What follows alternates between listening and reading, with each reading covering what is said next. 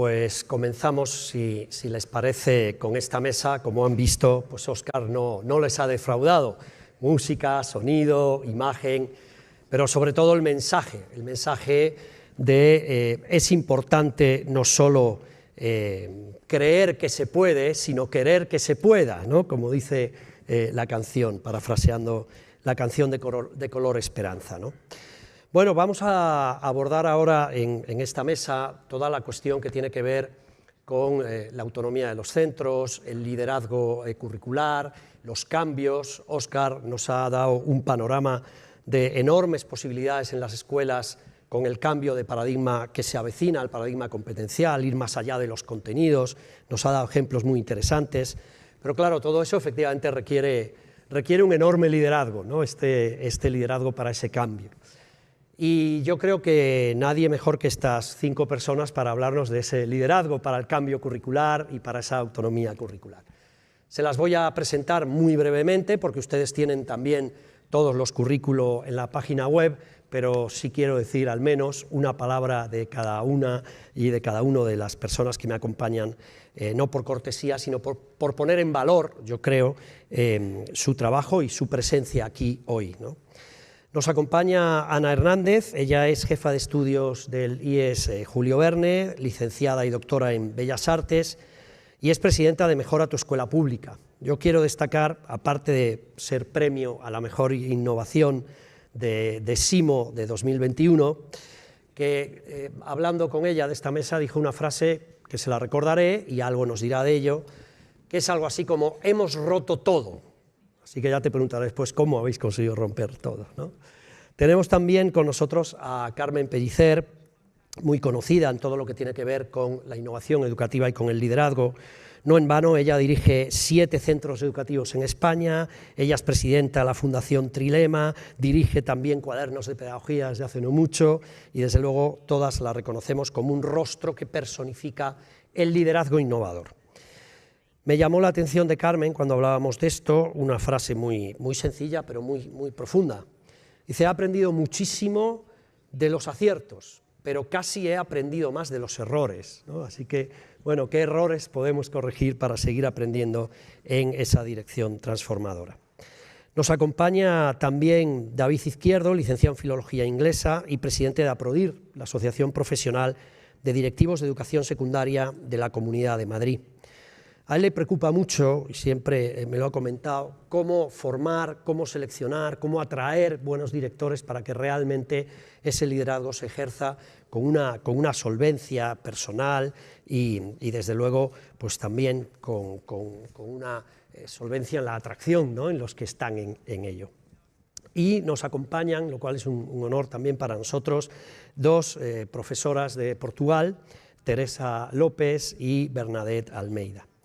Teresa es directora del agrupamiento de escuelas de IVMUCAN, es licenciada en Historia por la Universidad Clásica de Lisboa y una especialista en las cuestiones de inclusión y de atender de alguna manera a los contextos más vulnerables, un elemento de trascendental importancia en el programa LEI. Su preocupación, hablando, es cómo incluir en la escuela pública a todos, ¿verdad? Cómo hacer verdaderamente esa escuela inclusiva, equitativa y de justicia en el marco de los principios y valores más democráticos. Seguro que su experiencia, que luego nos mostrará también con un soporte de PowerPoint, nos va a ser enormemente interesante. Y aquí inmediatamente a mi izquierda, Bernadette Almeida, que es también directora de un agrupamiento de escuelas de Portugal, en este caso de las escuelas de Sines, y ella es, con un máster de Administración y Gestión Educativa, tiene también muchísima formación en liderazgo de educación integral, en LEI, del año 2021, y me llamó mucho la atención lo que me comentaste, Bernadette, de, bueno, como directora, lo que más me importa es ser capaz de motivar e ilusionar a mis profesores para que caminen allá a donde yo les quiero llevar, ¿no? Seguro que ellas nos hacen, y permítanme en esta mesa el femenino genérico, David, porque somos minoría, así que seguro que ellas llevan el diálogo por el buen camino. Bueno, para abrir el diálogo yo voy a poner 2 o 3 ítems sobre la mesa y luego iré lanzando preguntas que alternativamente las personas de la mesa irán contestando. Estamos, sin duda alguna, en una reforma curricular basada precisamente en un enfoque competencial que trata de dar el salto de los contenidos a los desempeños y que eso parece que va a otorgar mayor flexibilidad a los docentes y mayor autonomía curricular. Los reales decretos de desarrollo del currículo, el de primaria y el de secundaria, en los artículos 24 y 26 se centran mucho en esta cuestión. El centro podrá concretar el currículo, podrán hacerse innovaciones pedagógicas, podrán flexibilizarse los horarios y los tiempos. Parece como que el legislador quisiera, definitivamente, dar un verdadero paraguas legal de autonomía a los centros y profesores, una autonomía que se venía reclamando desde hace algún tiempo, una autonomía que parece imprescindible para su gestión contar con un liderazgo verdaderamente eficaz, y un liderazgo que atienda además en ese contexto de flexibilidad a todos de una manera con equidad, para que esa flexibilidad y esa libertad, lo decían en la mesa anterior, no sea desigualdad. Cómo equilibrar esa libertad, esa equidad, esa autonomía. Yo creo que esa cuestión es una cuestión verdaderamente complicada. Así pues, yo quiero arrancar con esa cuestión, con la cuestión de la autonomía de centros, porque de alguna manera supone un detonante para el resto de las preguntas que vayamos a hacer, ¿no? La autonomía de centros parece importante, se ha reclamado, está recogida ahora mismo en la ley, pero esa autonomía de centros es real, lo será con la nueva ley. ¿Qué se necesitaría para que fuese real? Y a mí me gustaría aquí pues, que rompiera el fuego Carmen Pellicer sobre esta cuestión de la autonomía, ella que ha sido capaz de llevar sus 7 centros de una manera un poco, digamos, divergente y por tanto considero que con bastante autonomía. Así que Carmen, tienes la palabra real, esa autonomía. ¿De qué va esa autonomía? Bien, yo soy menos optimista que tú. No creo que la LOMLOE sea un gran paso para lograr esa autonomía. Quizá era más optimista cuando se empezó el debate sobre la ley, pero lo cierto es que lo que estamos experimentando en este momento, y hemos cerrado más de 6.000 horas de formación presencial en este año, luego sé de lo que estoy hablando, es una fuerte burocratización en la gestión del sistema educativo. La autonomía depende de 2 pilares para mí. El primer pilar es la confianza del sistema en sus docentes. Y el segundo pilar es la profesionalidad de esos docentes para tomar decisiones inteligentes a pesar del sistema. Y nosotros tenemos muchas asignaturas pendientes en ambos pilares. Primero, la confianza de la sociedad, no solamente de la clase política en los docentes. Yo creo que se ha visto muy dañada en los últimos años por el ambiente de crispación y por la politización fuerte del debate educativo y por la manipulación que se ha hecho de ese debate en los medios de comunicación, que ha hecho que un papá, una mamá, una familia que viene a la escuela hoy venga en una actitud de desconfianza como punto de partida. Eso hace muy difícil, si una sociedad no confía en sus escuelas y en la profesionalidad de sus escuelas, que se les pueda confiar las decisiones que afectan al currículum, pero que también afectan a la evaluación, a la organización, a la gestión de los recursos y al acompañamiento educativo que se requiere para llevar a cada niño, a cada niña a un estado óptimo de desarrollo, ¿no? Entonces creo que necesitamos incrementar la confianza en las escuelas y para eso necesitamos una profunda reforma de la inspección educativa, que ha sido otra asignatura pendiente de la LOMLOE, porque al final las patas del sistema en las escuelas son los inspectores y las inspectoras que vienen y que marcan las prioridades reales que ese sistema tiene. Y yo conozco a muchos directores y directoras que dejarían en este momento la dirección muy a gusto y en una parte muy importante por la presión que el sistema ejerce, absolutamente de control, sin proporcionar los recursos y el acompañamiento necesario para llevar a cabo su trabajo de una forma satisfactoria. Y el segundo pilar es el otro lado, el otro polo de la autonomía, es la profesionalidad de esos equipos educativos que tienen que acreditar los logros usando bien esa autonomía. Y eso requiere, por supuesto, como se ha hablado aquí, mucha formación, pero no cualquier clase de formación. Venimos de un modelo de formación tremendamente inútil, que hemos gastado horas y horas y miles de horas en cursillitis, que digo yo, pero necesitamos una profunda reforma en los modelos de desarrollo profesional. Tenemos una carencia, solo te añado una cosa, en un modelo de evaluación de desempeño, es decir, no tendremos un crecimiento riguroso de la profesionalidad docente y de los equipos directivos si no generamos un modelo de estándares profesionales exigibles de obligado cumplimiento, con un modelo de evaluación de desempeño y también con un modelo de acompañamiento de ese desempeño, no solamente del docente en aula, sino de todos los roles que componen el ecosistema educativo. Ahora sí. Gracias, Carmen. Bueno, has planteado ya muchos temas que luego irán saliendo también, el de la formación, el de la inspección, pero retomando algunas de tus ideas, efectivamente la burocratización cercena muchas veces esa autonomía, ¿no? Yo no sé si Ana y David ven igual esa cuestión de la autonomía y luego entraremos un poco en cuál es la perspectiva desde Portugal de esta cuestión de la autonomía de los centros. Ana, si quieres.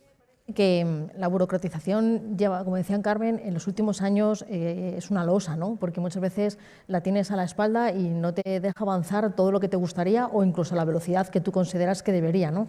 Pero es verdad que yo pretendo o me gusta, soy un pelín más optimista, sí me parece que la autonomía de los centros nos va a ayudar mucho a ese que no sea café para todos, ¿no? O sea, de tener ese paraguas normativo que te permite que tú tengas cierta adaptación a lo que tienes todos los días, que puede ser muy diferente a lo que tiene el señor de enfrente, el instituto de enfrente, creo que sí nos da ese margen de actuación que nos permite hacer cosas diferentes. Y también es verdad que la confianza que hablaba Carmen, también tiene mucho que ver con la confianza de la sociedad y de las familias en nosotros, pero también la confianza de la administración y la confianza en déjame que haga yo lo que sé que tengo que hacer, muchacho.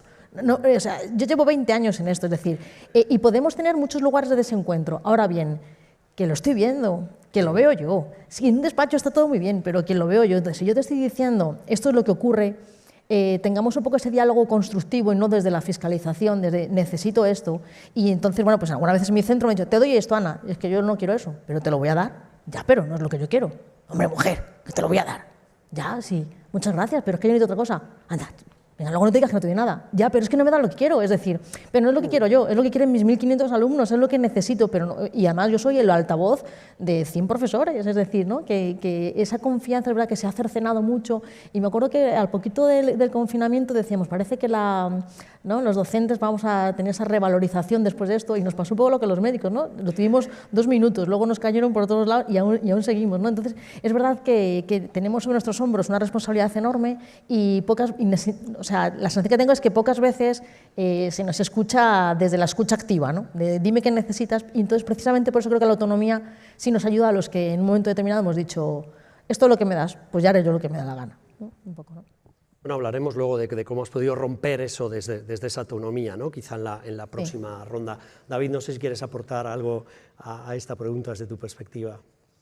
La perspectiva que puedo aportar ahora mismo sería centrarnos en la realidad que yo vengo viviendo estos últimos años como director de un centro público de especial dificultad aquí en la ciudad de Madrid, ¿no? Y esto relacionarlo con la cuestión de la autonomía que estamos presentando, ¿no? La autonomía yo creo que siempre ha existido, ¿no? Y bueno, pues siempre ha tenido sus limitaciones. Cada nueva ley educativa, ¿no? ha ido aportando su granito de arena para ir avanzando en esa autonomía, ¿no? Las administraciones educativas, por su parte, también tienen la obligación de ir avanzando aún más y la concreción de esos aspectos, ¿no? ya en la realidad de cada comunidad autónoma, y a su vez también hay que tener en cuenta que esa timidez que pueden tener ese desarrollo hay que procurar empujar un poco a que se vaya construyendo. Los centros, por nuestra parte, ¿qué podemos hacer? Pues aprovechar un poco y hacer ver que esa autonomía lo que hace es que todos los centros, hace que se convierta en realidad que todos los centros somos diferentes, cada centro tiene una realidad muy distinta, ¿vale? Cada centro tiene una complejidad muy grande y el currículo, ¿no? de los centros con un alumnado vulnerable y desfavorecido, como puede ser en mi caso, nos lleva a desarrollar un currículo, pues como hablamos, ¿no? un liderazgo integral, por una parte, y que atienda muchas dimensiones de la persona, no solamente la cuestión académica. Nosotros en nuestro día a día vamos mucho más allá de eso, ¿no? Nos preocupamos, o no más allá, pero sí nos preocupamos por otro tipo de dimensiones que son las que realmente les preocupan también a las familias en muchas ocasiones, ¿no? Que es en vivir el día a día, en avanzar día a día, solucionar los problemas sociales y afectivos, ¿no?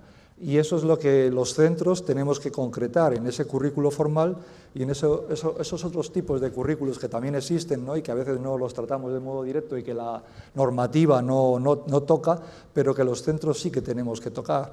Y bueno, pues es ahí donde tenemos que procurar dar respuestas a esas necesidades del alumnado, ¿no? Y bueno, pues quizás buscar ese éxito de nuestro alumnado, ¿no? Que puede ser que no sea un éxito académico, sino otro tipo de éxito, ¿no? Que nos encontramos, y es el que los centros desfavorecidos tenemos que dar respuesta, ¿no? Y en eso los liderazgos integrales nos preocupamos un poco más de este tipo de cuestiones, ¿no? La cuestión emocional y ese éxito, ¿no? Pues quizás se mide de otra manera, ¿no? A lo mejor no salimos en los titulares de la prensa o no salimos en las noticias, ¿no? Pero atendemos a una labor muy importante también, damos un servicio muy importante, ¿no? Y procuramos que los alumnos a lo mejor no lleguen a grandes logros académicos, pero sí conseguimos que sean buenos ciudadanos en el futuro y encuentren su camino. Hay muchas tensiones en esa autonomía y esa libertad frente a también esa diversidad de centros y lo que muchos reclaman de mayor igualdad en los centros o incluso entre las distintas administraciones, ¿no? Una administración central que impone un currículo y una administración territorial o local que quiere otro, ¿no? No sé si Carmen quería apostillar alguna cosa y damos luego la palabra. Simplemente añadir que los centros que estamos aquí somos estupendos, vamos a presumir un poco, y rompemos muchas reglas y hemos aprovechado mucho más espacio de libertad del que muchos se autoimponen después en las escuelas. Pero la autonomía se aprende y si hablamos de la gobernanza del sistema estamos hablando de un cambio estructural que no dependa de superhéroes y eso requiere muchas decisiones también políticas. Y hay dos lastres para mí muy importantes en nuestro imaginario colectivo. Uno es la homogeneidad como la regla, es decir, cuanto más se parezcan las escuelas, cuanto más se parezcan los currículums y que el gallego haga lo mismo con el SIL que hace con el Guadalquivir el sevillano, mientras no rompamos esa idea es muy difícil que vayamos o caminemos a sistemas autónomos. Y luego la verticalidad. En España tenemos un modelo de toma de decisiones en educación tremendamente vertical y eso genera mucha docilidad e inmadurez profesional. Y eso también hay que romperlo. Y eso se aprende. Y para que realmente el sistema cambie hay que universalizarlo. Insisto, no vale con quedarse con que hay centros que son estupendos, ya, pero hay muchos centros que no lo son. Homogeneidad también de resultados a veces, ¿no? Se mide un resultado homogéneo que puede ser distinto, como decía David, muy oportunamente, ¿no? Me encantaría ahora escuchar esa perspectiva de la autonomía poniendo el foco en nuestros vecinos y amigos portugueses, ¿no? Sí, puedes presentar la presentación. Creo que Teresa tiene una presentación para compartirnos. Mas antes da apresentação, umas notas iniciais, queria agradecer a oportunidade que nos deram a estarmos aqui a partilhar a experiência portuguesa, concretamente no que diz respeito ao meu agrupamento, que é um agrupamento que fica numa zona que está na zona semiurbana com 2.700 alumnos, 101 clases e 253 profesores, además de 77 personal, staff, auxiliares y personal administrativo. Así que este es el contexto. Y también quisiera enviar un gran abrazo y mucha gratitud a la Universidad Católica que nos ha dado la posibilidad de hacer el primer curso ley, que ha sido una muy buena oportunidad, no solo de formación y de entendimiento de que el niño y el joven son personas y no solo hay que pensar en la parte académica, pero en todo el joven, en todo el niño. Y además esta formación fue fundamental porque estamos ahora revisando nuestro proyecto educativo y todo esto ha coincidido con algunos cambios políticos a nivel del Estado de Portugal. Por ejemplo, con el proyecto Flexibilidad que ha dado origen al decreto 54-55 que permite un conjunto de oportunidades nuevas para que las escuelas tengan más autonomía. La autonomía pues no se decreta, no solo tiene que ver con los artículos y con la ley, pero es un proyecto que se vive y que se conquista, involucrando todos los agentes que son parte de la comunidad escolar escolar, del contexto donde estamos integrados, porque todos los contextos son diferentes. Yo, que estoy en Cascais, tengo 11 agrupaciones en Cascais y son todos diferentes. Y nuestra autonomía, pues si hay o no, y si es o no real la autonomía, es evidente que hay condicionantes, pero si los liderazgos, todos los liderazgos y intermedios también, si convergen todos hacia el objetivo fundamental, que es el objetivo de aprender más y mejor en un sentido muy amplio del desarrollo del joven y del niño, que tiene como objetivo final su felicidad, su proyecto de vida.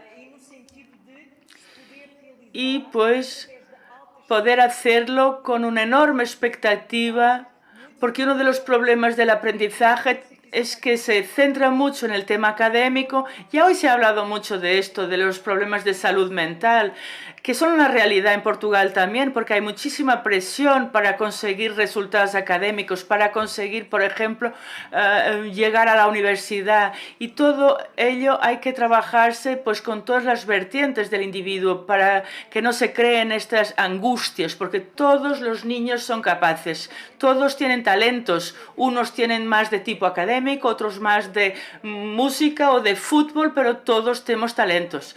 Así que tenemos que lanzar este mensaje. Nosotros, directores y todos los liderazgos de la escuela tienen que pues lanzar este mensaje, que todos tenemos talento. Yo he traído una presentación, pero ahora mismo no sé.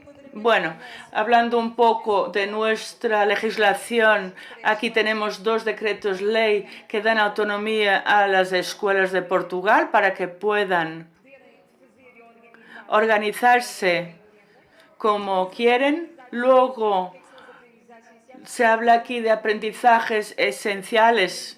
¿Qué es esto? Nosotros tenemos currículums muy amplios, pero estos aprendizajes son las comunes que hay que trabajar en todas las escuelas de Portugal.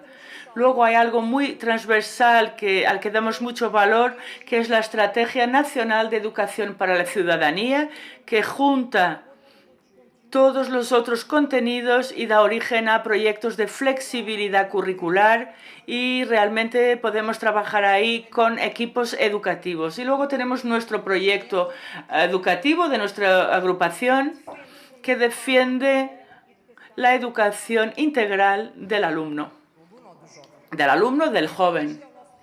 Esta es nuestra referencia en Portugal. Pues vemos el perfil del alumno en el siglo XXI. Vemos lo que es importante. Claro que los contenidos son fundamentales, pero ¿qué es lo más determinante? Pues que estas referencias, que son principios, áreas de competencia y valores, pues que el alumno, cuando termine a los 18 años su escolaridad obligatoria, pues adquiera todos estos valores. En cuanto a la autonomía del desarrollo curricular, aquí tenemos el desarrollo integral del alumno, no solo desde el punto de vista académico. Muchas veces es difícil que haya un equilibrio entre las exigencias de conocimiento y el desarrollo de las otras áreas. Es muy difícil. Muchas veces tenemos mucha dificultad de hacer llegar a este equilibrio y llegar a este objetivo. Luego tenemos el desarrollo curricular con flexibilidad también curricular, o sea, el grupo de profesores puede flexibilizar y pues elegir enseñar unas cosas unos años, otros temas en otros años, pues tiene ciclos y puede pues decidir qué va a hacer. Luego hay que pensar el currículum con intencionalidad, o sea, el currículum hay que contextualizarlo. Claro que si tenemos clases con gente más débil o menos, y también dentro de cada una de las clases hay que ver los temas de inclusión. En mi agrupación yo tengo 260 alumnos. Así que el 10% son alumnos que tienen dificultades de aprendizaje y están integrados, pues están en las mismas clases que los demás. Lo que tienen es currículums adaptados.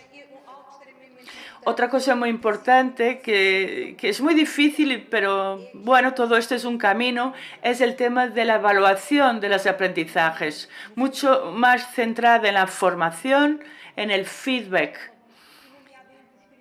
Y luego los criterios de evaluación que no se deben centrar en instrumentos, pero centrarse sí en las competencias.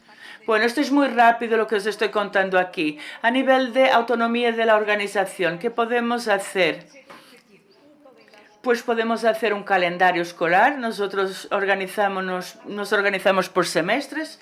Hay escuelas en Portugal que están organizadas por trimestres. En fin, esto es opcional. Preferimos el semestral porque nos parece más tiempo y más favorable para evaluaciones constantes y feedback, para que podamos dar información al alumno, para decirle qué es lo que tiene que aprender y cómo tiene que mejorar. Luego, el tiempo dedicado a los aprendizajes, esto tiene que ver con que los aprendizajes no se hacen solo en la escuela, en clase, pero también en visitas de estudio, en intercambios, en experiencias de laboratorio. Todo ello es, pues, aprendizaje. Y ahí todos tenemos autonomía. Luego os traigo aquí los equipos educativos. Tenemos 3 equipos educativos para cada año. Los profesores son comunes. Son profesores que están con 3 clases, así que los alumnos se pueden mover y crear grupos en función de sus dificultades. Otro tema fundamental es el trabajo en colaboración. Nada se hace solo y cada vez más se trabaja en red, así que el trabajo colaborativo es fundamental. Y así, finalmente, os he traído aquí al alumno que tiene que ser el centro de su aprendizaje. Nadie aprende si no está motivado o si lo que va a aprender no es significativo para su narrativa de vida. Estos son los aprendizajes significativos, porque si no es que no van a aprender nada que no les interese. Hay que involucrar a los alumnos en la gestión del currículum. Esto se hace también en procesos de cogestión del currículum. Y también se hace a través de asambleas de alumnos. Los alumnos tienen que tener también una voz. Se hacen asambleas de clase donde los alumnos hacen propuestas para mejorar sus espacios, la gestión. Proponen todo tipo de propuestas para presentar incluso al ayuntamiento. O sea, hay que involucrar a los alumnos. Esto tiene mucho que ver con la participación y con la democracia. Hay que involucrar, pues, todos y especialmente a los alumnos. Luego, las metodologías activas, las mentorías y tutorías que son fundamentales. Los propios alumnos son los mentores y así es mucho más fácil llegar a estos alumnos que tienen más dificultad. Luego, la escuela digital, que es el gran tema ahora mismo. Es lo que más le gusta también al gobierno. Y por fin, el tema de ley. Aquí tenemos cognitivo, etcétera. Si comparamos la ley con el perfil del alumno, pues hay muchas coincidencias. Me disculpo por la rapidez, pero bueno, es lo que hay. Muchas gracias, Teresa. También tenerlo de la comparación con Portugal, con muchos elementos en común, como ese perfil de salida, que efectivamente abren esa autonomía. ¿Cómo lo ves tú, Teresa, en cuanto a la gestión de esa autonomía que tenéis allí, que parece en principio un poquito más amplia, claramente, que en España? ¿Cómo lo hacéis en vuestro centro? Boa tarde a todos. Quero agradecer Quisiera agradecer la invitación que me han hecho para venir aquí y también quisiera agradecer a la Universidad Católica. La autonomía a nivel de legislación es un hecho en Portugal. Tenemos todos los instrumentos legales que nos permiten integrar la autonomía en nuestras escuelas. El gran tema es hasta qué punto las escuelas se apropian de esta oportunidad de ser autónomas. Saber qué hacer, cómo hacer y con quién hacerlo, cuándo hacerlo. Esto significa que muchas veces nosotros queremos autonomía, pero cuando nos dan la oportunidad de tenerla, en la práctica realmente nos quedamos un poco perdidos y tenemos mucho miedo de avanzar en todos estos temas. En mi agrupación y yo estoy en un territorio de intervención prioritaria multicultural con grandes dificultades a nivel socioeconómico. Y en un contexto o un territorio que está en el litoral del Alentejo, un poco más en la parte sur de Portugal, donde hay mucha industria, y mi agrupación está en un polo industrial muy grande, donde hay una confluencia muy grande de muchas culturas. Tenemos muchas nacionalidades en estas escuelas, muchos tipos económicos, muchos objetivos diferentes a nivel de la educación. Y este es un gran reto. ¿Y cómo apropiarnos de la autonomía delante de este reto? Pues todo esto empieza con el liderazgo, no solo a nivel de formación, pero también empieza con la voluntad de apropiarse de esta posibilidad de ser capaz de llevar a todos los alumnos un poco más lejos y de creer que todos los alumnos son capaces, cada uno en su especificidad y de acuerdo con su individualidad y con sus creencias, pues todos tienen capacidad de llegar más lejos. Entonces esto nos llevó a repensar la escuela, la forma de trabajar de una manera diferente. La ley nos ayudó mucho en este tema, para que pudiéramos ver al alumno, como dice Teresa, como un individuo que tiene un conjunto de dimensiones a desarrollar, y lo que queremos y cómo somos capaces de hacer esto nos llevó a reestructurar toda nuestra organización. Así que nuestra escuela y la forma como estábamos estructurados ha cambiado. Hemos empezado por pensar qué queremos para nuestros alumnos, para nuestra escuela, para la comunidad educativa.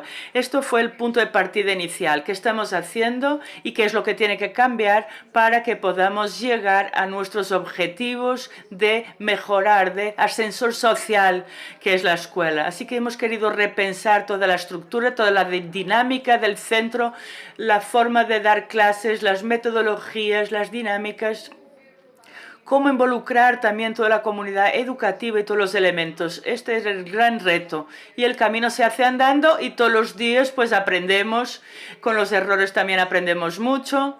Y es un trayecto largo, pero sobre todo tenemos que creer que todos somos capaces y que es nuestra obligación como escuela creer que todos son capaces, todos los niños son capaces. Y esta autonomía hay que apropiarse de ella. Es un gran reto, pero tenemos que creerlo. Me quedo con dos cosas. La autonomía hay que apropiársela mucho o poco para saber usarla, efectivamente, y repensar toda la escuela. Ana decía que sí, que lo ha roto todo, que han repensado un poco en su escuela a todo, en la línea que nos planteaba Bernadette. Pero claro, hay un miedo, ¿no? El miedo a la libertad, has mencionado el miedo tú también, ¿no? A veces es un vértigo, tengo autonomía, ¿ahora qué hago con ella? Si me dices lo que hay que hacer, todo es más fácil. ¿Cómo habéis superado el miedo a la libertad? ¿Cómo habéis sido capaces de romperlo todo? ¿Cómo les has llevado ahí? ¿Cómo has vencido esa resistencia?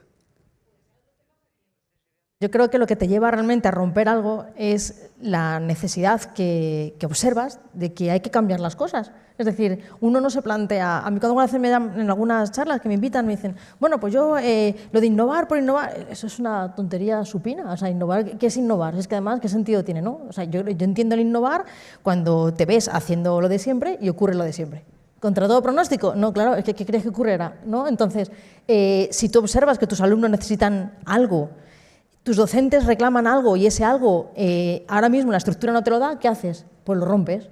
Claro, ya está. O sea, y entonces yo creo que en este caso sí que estamos los tres de los que hemos mirado a la administración a los ojos, le hemos dicho sí, ¿qué?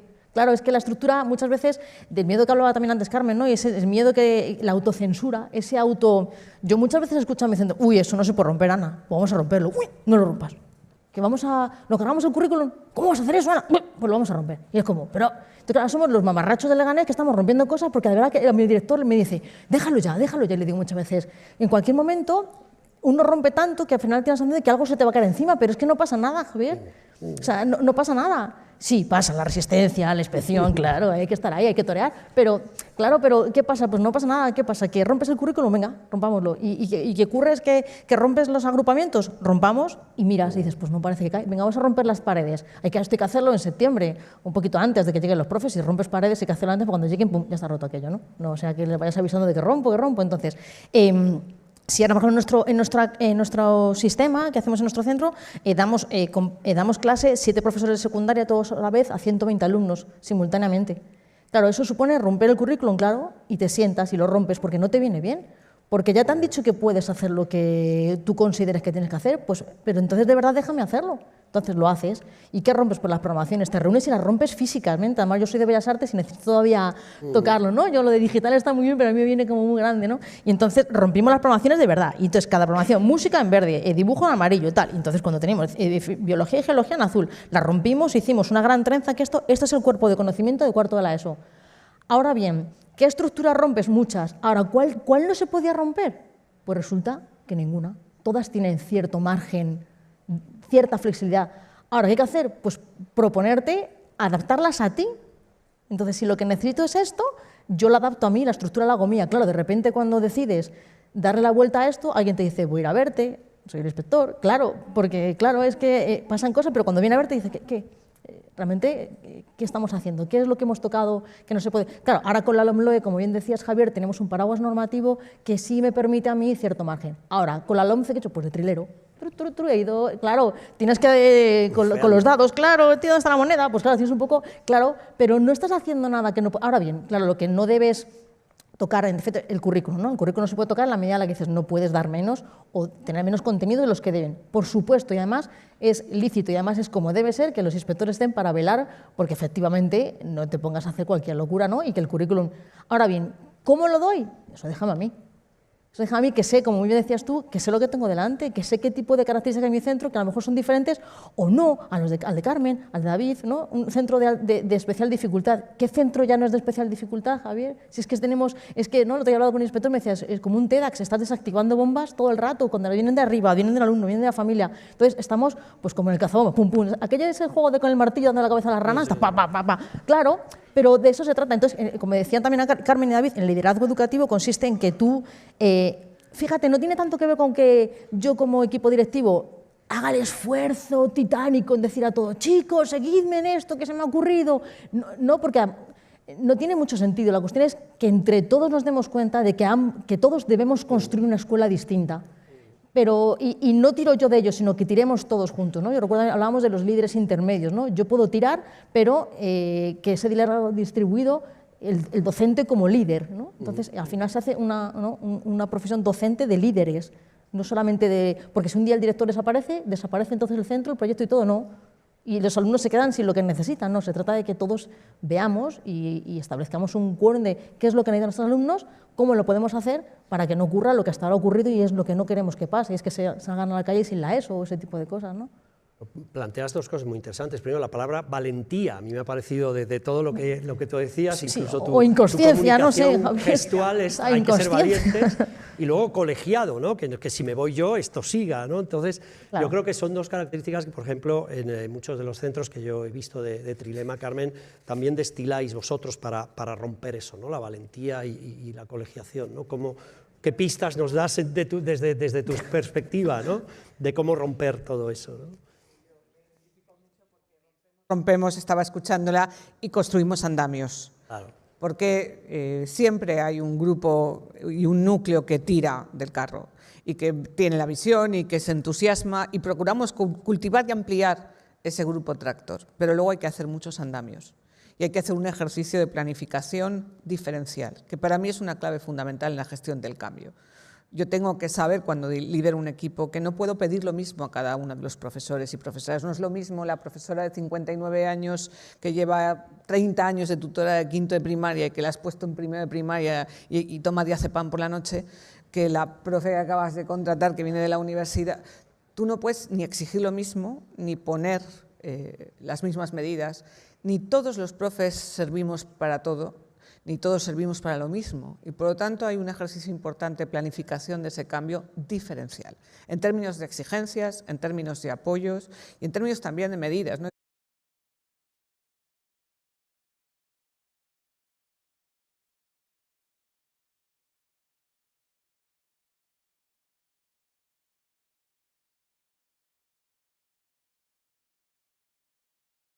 Como decía Ana, ¿no? En dificultades muy particulares, alumnado vulnerable y demás, requiere de un tipo de liderazgo diferente, un perfil bastante distinto, ¿no? Y creo que el concepto de liderazgo carismático, ¿no? O transformacional que existía anteriormente, ¿no? Quizás deba dar un paso a un lado, ¿no? Y dar una opción de otro tipo de liderazgo, ¿no? Que sea algo más invisible, ¿no? Para, a su vez, como decía también Carmen, hacer visible, ¿no? Al resto del equipo, ¿no?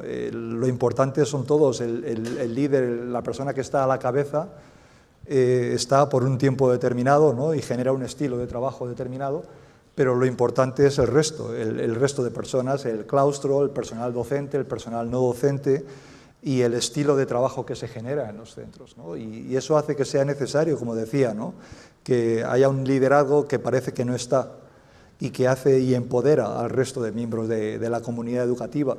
Y bueno, pues hay que procurar pues que el resto de personas, como decían también, se empodere, coja y lleguen a entender, ¿no? que los importantes son ellos también, que nosotros generamos una serie de condiciones, pero sí que es importante, ¿no? Que el resto de las personas entiendan esa realidad.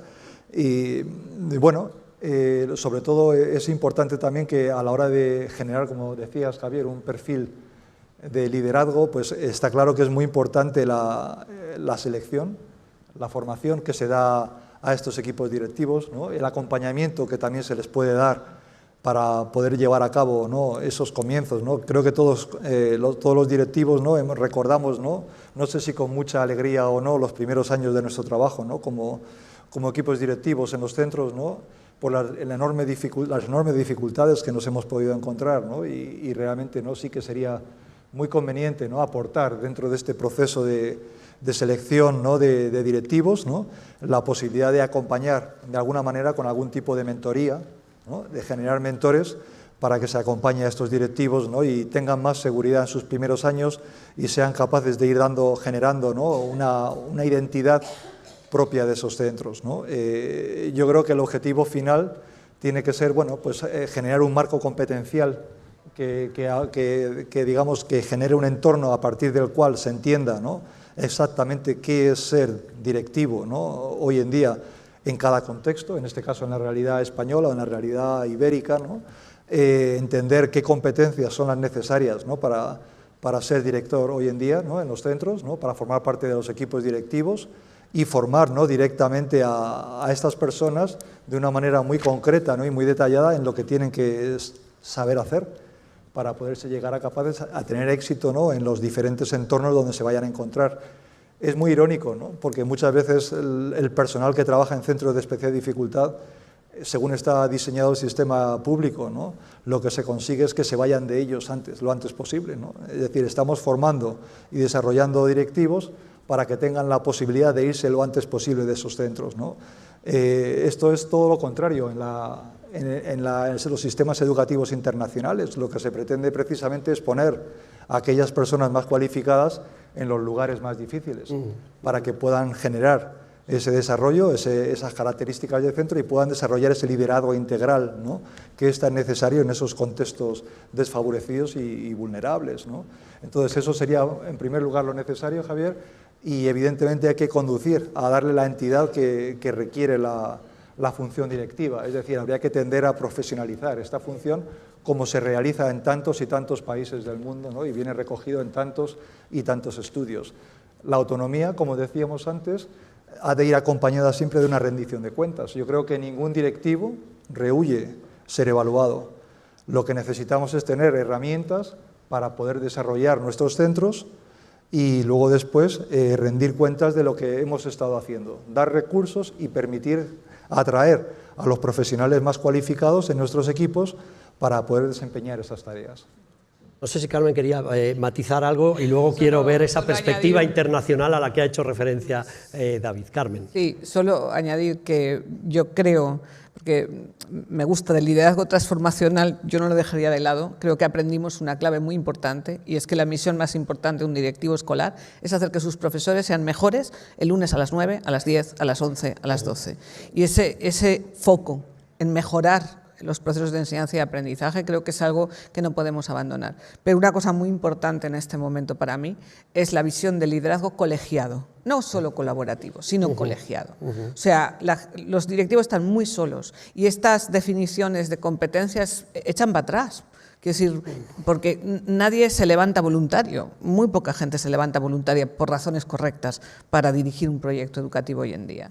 Entonces, no puede ser un superhéroe, no vamos a encontrar, algunos lo son, como mis compañeros aquí, pero la gran mayoría de personas que salen de las escuelas y de los claustros no están ni preparadas ni deseosas de ser directivos. Y necesitamos generar modelos colegiados de liderazgo, en redes que se apoyen mutuamente, ¿no? Yo creo que uno de los aciertos más fuertes en nuestro modelo ha sido lo que llamamos redige, ¿no? Los jueves por la mañana todos los equipos directivos de todos los centros tienen bloqueada la mañana entera para trabajar juntos, para decidir juntos, para llorar juntos, para criticar al inspector juntos, para preparar las charlas juntos, porque eso hace que ninguno de ellos, ¿no? Siempre decimos, ninguno somos extraordinarios, pero juntos somos muy potentes. Y eso hay que ponerlo en agenda. Y hay que blindar horas, tiempos, recursos y sobre todo muchas horas en los centros que no sean de docencia directa de pizarra. Y eso es otra cosa que nuestro sistema adolece.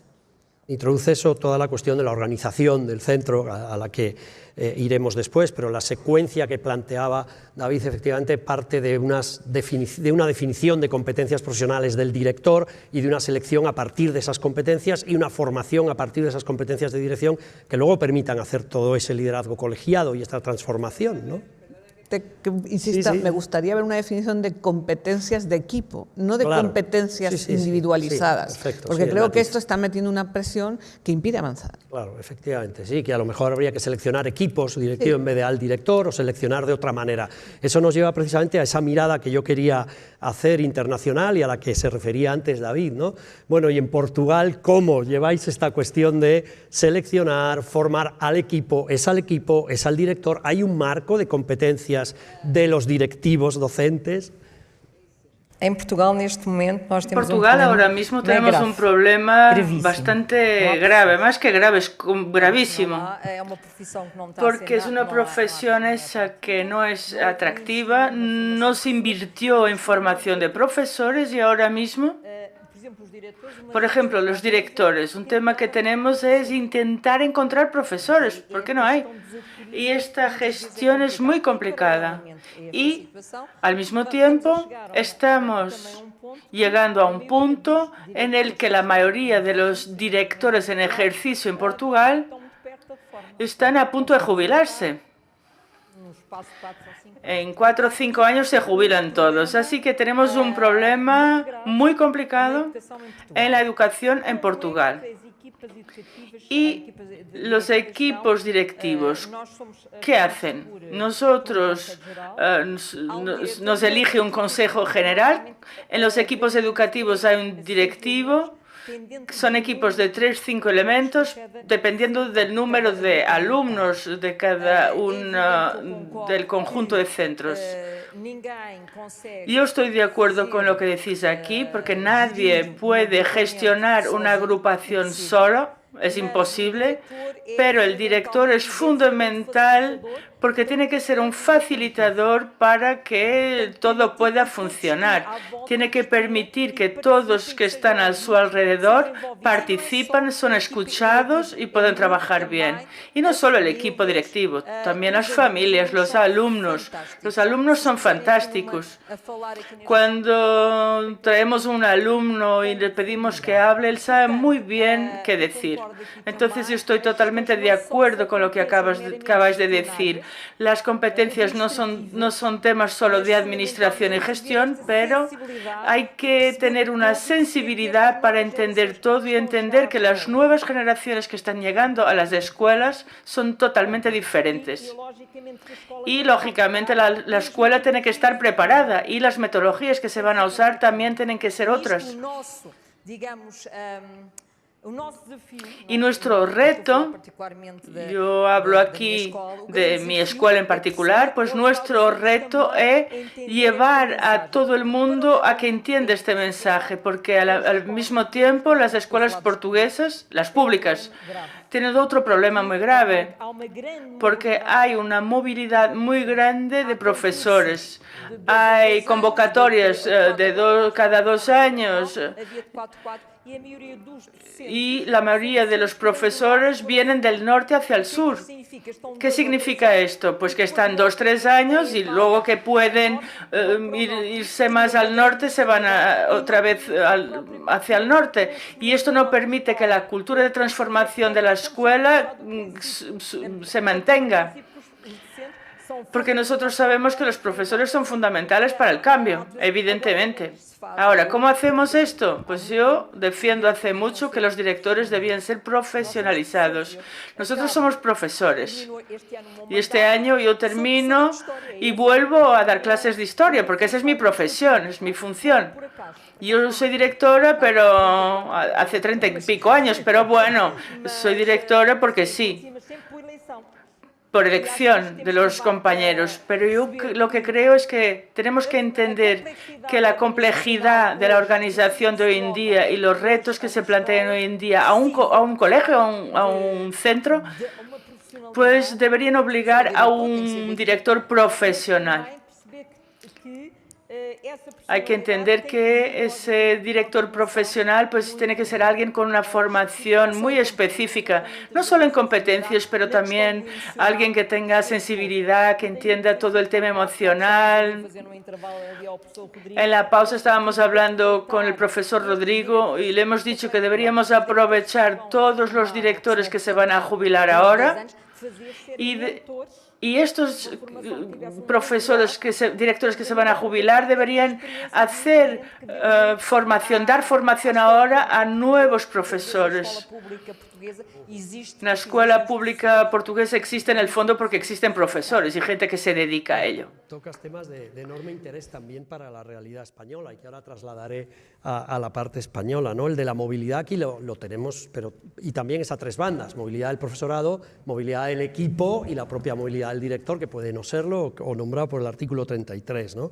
Y yo creo que eso es grave, en efecto. Y de ahí la profesionalidad. Debería haber un cuerpo de directores. Es un debate que en España hemos tenido en algún momento. Teníamos un cuerpo de directores, luego no. Ahora hay quien lo reclama. Entonces, bueno, sobre esta cuestión vamos a volver justo después de escuchar a Bernadette sobre estas cuestiones.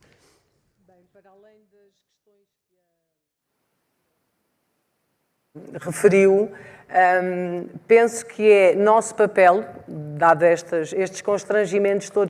De una serie de problemas que tenemos en Portugal, que la rotatividad de los profesores, los directores, pero es verdad que los líderes, la gente que está en los liderazgos, tiene que transmitir esta forma de estructurar los centros, este pensamiento, la integración integral, el objetivo del centro y lanzar las semillas para que cuando existe una movilidad, los que están en la escuela, el cuerpo de la escuela puede seguir manteniendo este ideal. La formación para ello es muy importante a nivel de profesores y también de directores. Pero bueno, tiene que haber una voluntad y disponibilidad para también el error. Y hay veces que estamos tan metidos en los clichés del éxito, de la importancia de las notas de los alumnos, de la forma como todos tenemos que trabajar, que muchas veces nos limitamos a transmitir experiencia, información y muchas veces no explicamos muy bien lo que es la escuela. Así que, como acaba de decir Teresa, es muy importante el trabajo colaborativo. El director no hace nada solo. Así que si nosotros no podemos contaminar todos los elementos de la comunidad educativa, por muchas ideas y voluntad que tengamos, pues no va a conseguir que toda la comunidad educativa y la comunidad también envolvente, pues que construya una escuela mejor que se sostenga en el tiempo. Así que tiene que haber este fortalecimiento constante, esta apropiación de nuestra intención y esta, pues llamémosle contaminación, para permitir que realmente, independientemente de que estemos nosotros o otros, pues haya una continuidad de nuestro proyecto y de la forma como la comunidad se refleja en la escuela y trabaja. Comunidad, evidentemente tienen que trabajar de una manera integrada, ¿no? En relación a esto, ¿cómo veríais esas propuestas a lo mejor de profesionalizar aquí en España la cuestión directiva otra vez? ¿Con qué necesidades de formación, con qué exigencias habría que ir a un máster habilitante como para ser profesor de secundaria o de primaria para ser director?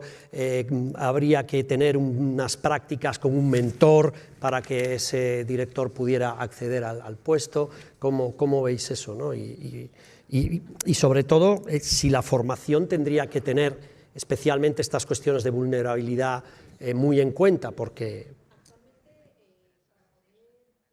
Sentarte al cargo de director, si se diera el caso de que sale a concurso o no, tienes que haber cursado previamente un curso habilitante, dura unos 9 meses, que está organizado dentro de la red, ¿no?, de formación del profesorado, que la hay tanto para primaria como para secundaria, y en él lo que se divide en varios módulos y que realmente cada módulo pues hace mención a una zona muy concreta, ¿no? Pues a capacidad, ¿no?, de trabajar en equipo, luego también hay módulos muy potentes en cuanto a legislación, ¿no?, que también es muy necesario tenerla, ¿no?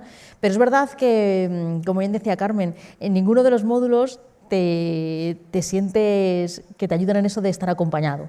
Y estar acompañado por otro director como tú, que a lo mejor comienza a la vez que tú y que te necesitas en eso de tu centro y el mío son distintos. Estoy segura que se parecen más de lo que nos diferenciamos, pero ese acompañamiento, ¿no?, esa red mutua, ¿no?, esa red profesional que te ayude, ¿no? Porque una vez que tú has asumido el cargo de director, pues ya tú has formado tu equipo, has decidido quién quieres que trabaje contigo. Puede ser, lógicamente, que asumas la dirección del centro por el que presentas la candidatura y con eso huellas has de arar. Es decir, eso es lo que tienes y eso es lo que... Y muchas veces, incluso a nosotros nos ocurre, ¿no?, muchas decisiones que tenemos que tomar diarias, muchas y algunas peliagudas, pues es verdad que te encuentras con que hay veces que es como, no tengo referencia, ¿no?, necesitaría alguien que esté como igual que yo de agobiado, igual que yo de preocupado. Y es verdad que también la sensación que tengo siempre, como decía Carmen, es cada vez es más difícil encontrar personas que quieran asumir el compromiso y la responsabilidad de un centro, porque es verdad que la burocracia es dura, es verdad que las situaciones familiares son cada vez más complejas, las de los alumnos también, y efectivamente no va tanto de ser superhéroe, ¿no?, sino de llevar como la iniciativa particular, sino de ser como un equipo. Y es verdad que yo creo que sí que, no sé si en forma de máster, pero sí en forma de ¿qué es la formación de una red de directivos, que como decía Carmen, que una hora clac a la semana te cuentes, oye, ¿cómo haces tú? ¿Cómo lo hago yo? Incluso gente que está asumiendo la dirección, lógicamente por primera vez, no hablamos de las actualizaciones automáticas que se hacen cada 4 años, o de un director que cesa por el motivo que sea y asume la dirección, ¿no? Yo todos los días le rezo a mi director, por favor, no te me jubiles que me hace polvo, porque me toca, claro. Yo iba en la pregunta en esa dirección, ¿no? Tú puedes ser graduado en Derecho, pero para ejercerlo necesitas el máster en Abogacía, ¿no? Es verdad que para ser director tienes sus módulos, pero no hay, digamos, como un título oficial que no. Tú tienes que tener un máster en Dirección, o en fin, por ahí iba yo, ¿no? Incluso, corregirme si me equivoco, hay directores que acceden a la dirección sin haber cursado el módulo porque lo van a cursar y tienen un margen de tiempo para hacerlo, ¿no? Entonces, bueno, son algunas incoherencias del sistema en este sentido. Sí, eso es maravilloso. ¿No? Eso haces el curso a posteriori. Por eso. Carmen, claro. No, es que no es tan fácil. Por eso. Y luego hay que pagarles más. Quiero decir, no es normal en este país que cobren igual los buenos que los malos, ni es normal en este país que un director cobre 300 euros por trabajar más del doble de horas que el resto. Quiero decir, no es normal el sistema de recompensas.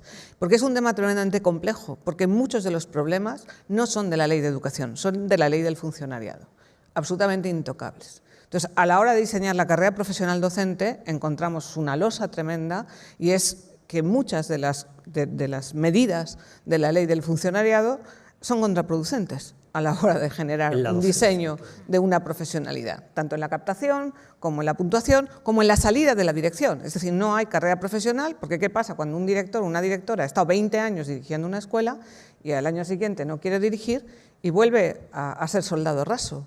Es decir, esto genera una gestión de los conflictos y un desperdicio en el sistema educativo de buen hacer que realmente deberíamos de plantearnos. Entonces, es un tema tremendamente complejo, pero que tiene muchos tabúes que no provienen necesariamente de la gestión del sistema, porque hay experiencias internacionales muy interesantes, pero que aquí chocan con la losa del sistema funcionarial, empezando por el sistema de oposiciones, pasando por el sistema de evaluación de desempeño, y que tampoco haya una articulación en el sistema para poder salir cuando uno no vale.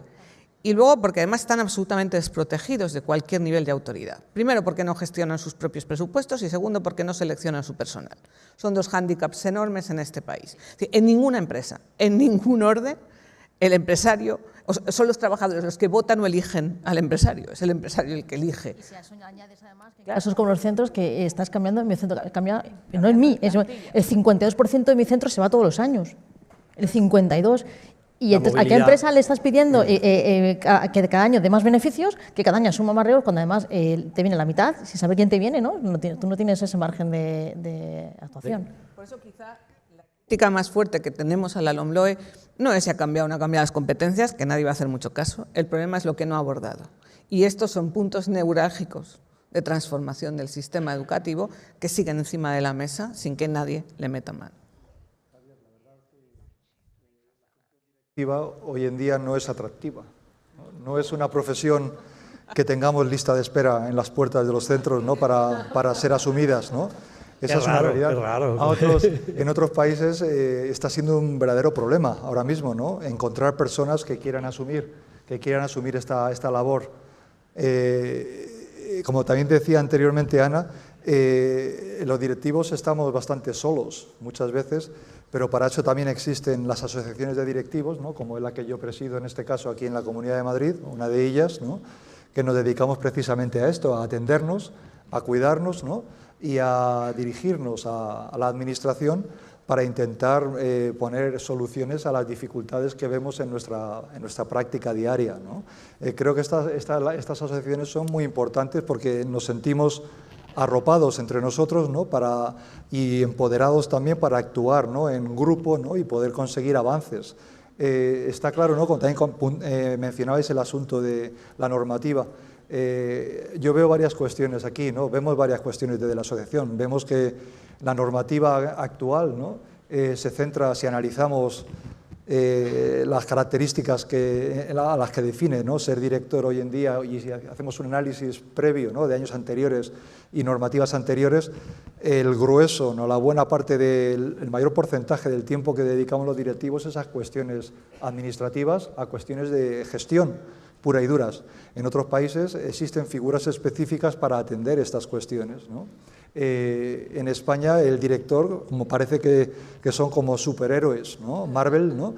Que tienen que ser capaces de hacer de todo, ¿no? Y tan solo en 37,5 horas que tenemos en nuestras jornadas laborales como funcionarios profesionales en la enseñanza pública, ¿no? La realidad es que ese tiempo se dispara, según los estudios internacionales, entre 60 y 80 horas semanales de trabajo, ¿no? Que viene realizando un directivo, ¿no? En los centros.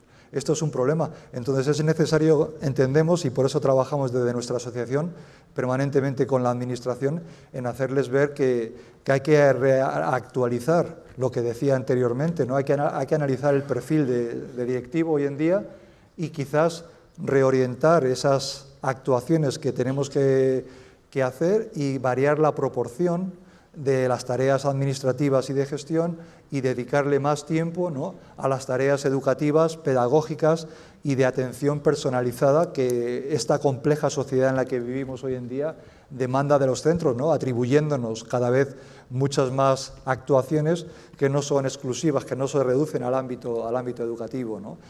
Dos puntualizaciones, ya termino, Javier. Gracias, David, para ir cerrando, que tenemos ya poquito rápido, tiempo. Dos cuestiones que lanzo al aire, ¿no? Por una parte está en generar un sistema, como existen en muchos países, ¿no? A nivel internacional, en generar un sistema de selección, de generación, una estructura que genere futuros directivos, ¿vale? Cosa que aquí no existe en este país, no nos preocupamos de eso.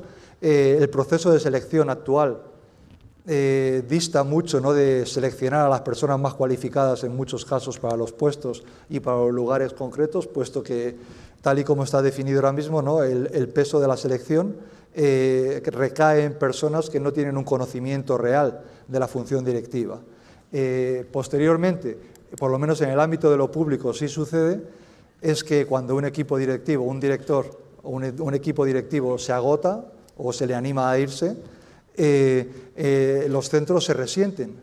Se ha generado una tendencia de trabajo, un estilo de liderazgo, ¿no?, que se percibe, en este caso en los centros con un perfil de alumnado vulnerable, se percibe al entrar en ellos, ¿no?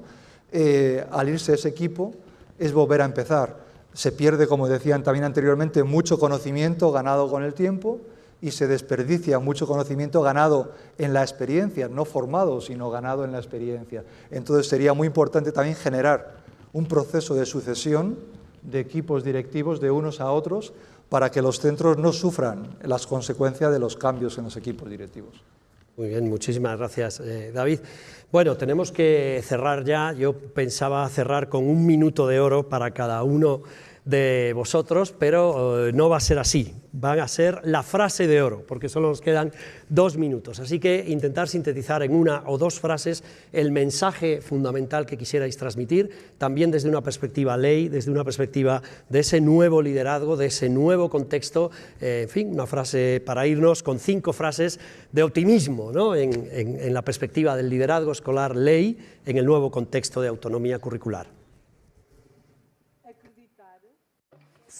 Creer que es posible cambiar. Hay que creer, creer, creer e invertir, porque todos somos capaces de provocar el cambio y todos somos capaces de llegar más lejos. Este es el mensaje, creo yo. Creer que es posible esta educación integral y llegar a tener futuros ciudadanos para un mundo y capaces de actuar en la diversidad. Yo tengo una expresión que es positivismo. Hay que pensar de una forma muy positiva y creer en el sentido de pensar que es posible a través de la educación como un todo, que los niños y los jóvenes puedan llegar más lejos y sin basarse en conflicto, en la guerra, pero sí en la paz. El camino integral del individuo es lo que hay que desarrollar. Y no hay inteligencia artificial que haga esto, porque la educación es un proceso profundamente humano. Ojos en los ojos y no ojos en cuadraditos, en pantallitas, como antes. Lo decimos, sí, pero la educación somos nosotros y nosotros somos personas. Y esa es la inversión que hay que hacer. Ya os he dicho más cosas que una única frase, pero ha sido positiva, siempre muy positiva. Sencillamente, la complejidad de la sociedad hoy en día requiere de un tipo de liderazgo que atienda a esa persona de modo individualizado e integral, ¿no? Entonces está claro que el liderazgo que tenemos que intentar fomentar es este liderazgo del que estamos hablando en este congreso. Muchas gracias, David. Carmen.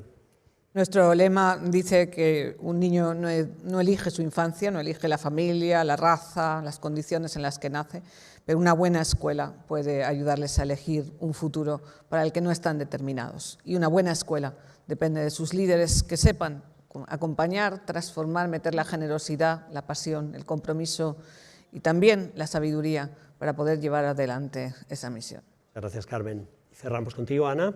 Pues yo diría, fíjate, mira, en la vida hay que asumir riesgos y en educación, donde más. Porque además nunca nadie nos dijo que esto fuera a ser sencillo. Es probablemente una de las profesiones más complejas, porque cuando todo cambia, uno tiene que arriesgarse a hacer las cosas distinto, porque si no ocurre lo de siempre. Y además parece que a veces tenemos la tendencia a asumir solo un riesgo, y es el de no hacer nada. Y ese creo que es el riesgo más peligroso, ¿no?, el de no hacer nada. Entonces hay que actuar y, como decía también antes nuestro compañero Óscar, sueña tu escuela, ¿qué escuela quieres? Y haz lo posible. Y en eso estamos, ¿no?, todos. Estoy convencido que con estos líderes como vosotros, otra escuela será posible y mejor. Muchas gracias a los 5, 10 segundos de más. Disculpas, gracias. Muchas gracias.